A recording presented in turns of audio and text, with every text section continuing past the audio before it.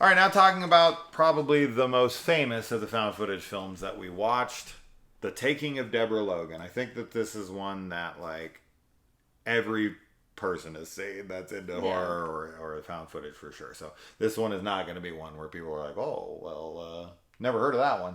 Some people might, and you might be like, I've never heard of this. That's great. You should watch it. It is on Amazon Prime. Mm-hmm. I think it's also on like Showtime. It doesn't matter. It's was it on Tubi? Probably.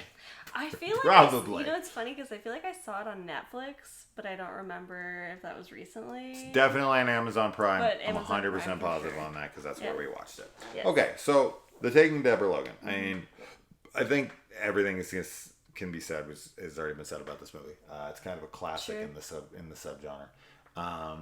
Now, this is about a woman who's suffering from Alzheimer's, and there's this documentary crew that's coming in to chronicle her progression of this illness. And while they're there, they realize that her dementia is not her biggest problem. She's got more going on than that, and that's going to start affecting more people around her than herself.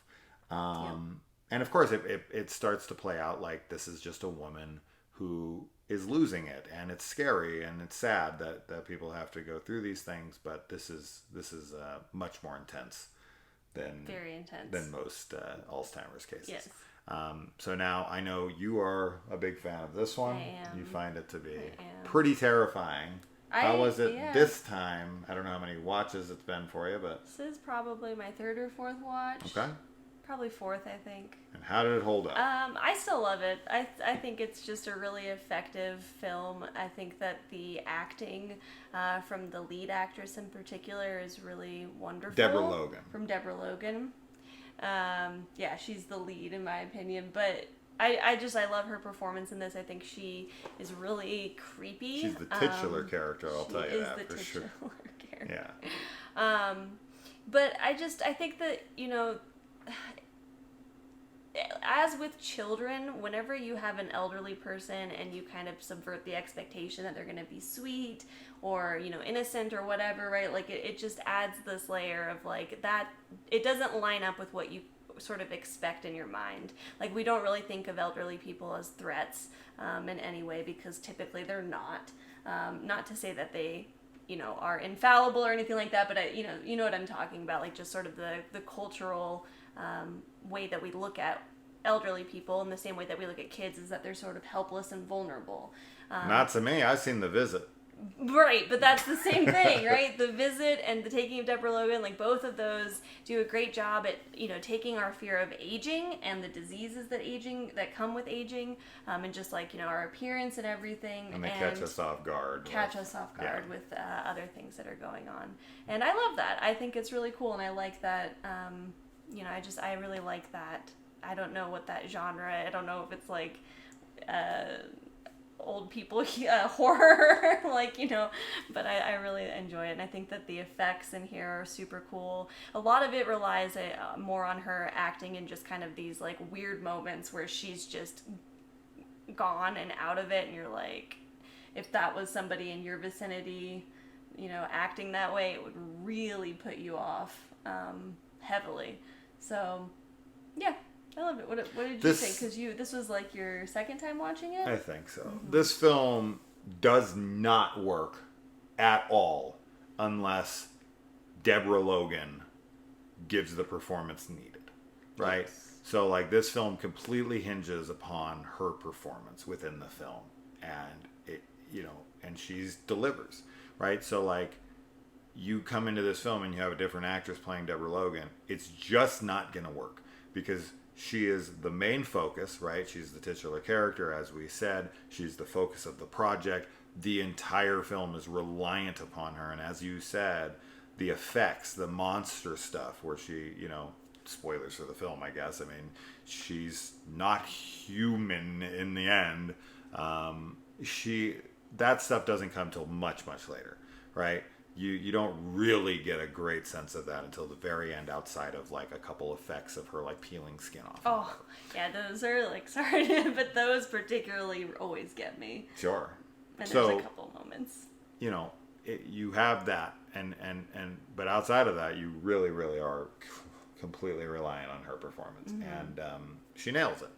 And she is the highlight of the film for sure, as she needs to be. And so a lot of credit to the actress here, who seems to be a person who's totally fine, looking her worst, because she's also in Shutter Island as the whispering girl whose hair is like so thin.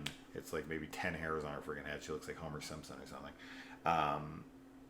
She's not caring much about her appearance and her performances. She's just like, even though I think she's very pretty and cute in this, but man, does she degrade into something in this that's unhuman. She's very chameleon-like when it comes to that, because when you see her kind of at the beginning made up, like, she's very pretty, very sweet looking, and then where she ends up, it's truly terrifying the way that she looks, and just her it really is everything. Her performance alongside of her appearance, it just makes it so scary to look at her.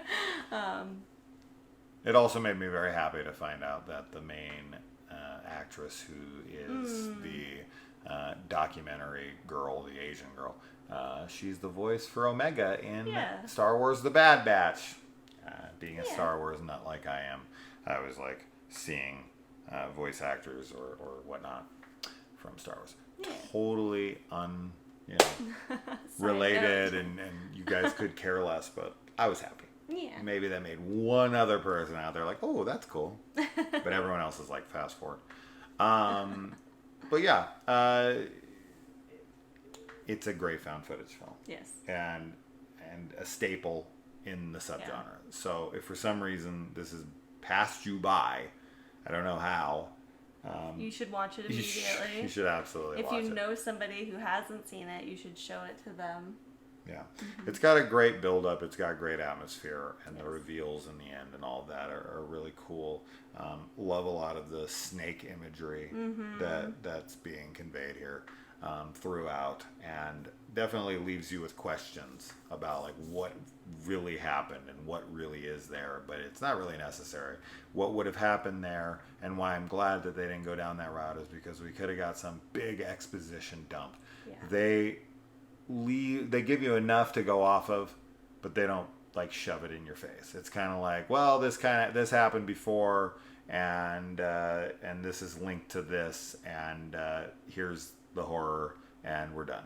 Yeah. Right? We don't have to have the psychiatrist from Psycho come in and for the last 15 minutes of the movie tell the audience like, oh no, he's not a homosexual. In fact, and it's just like, this is spoon feeding the audience in 1960 who's like, oh man, I almost feel like that's put in there so that there isn't like a hatred towards cross-dressers or who people think are gay, or whatever, and the doctor has to be like, now everybody, don't go out and stab people to death or call the police on men who look a little more effeminate.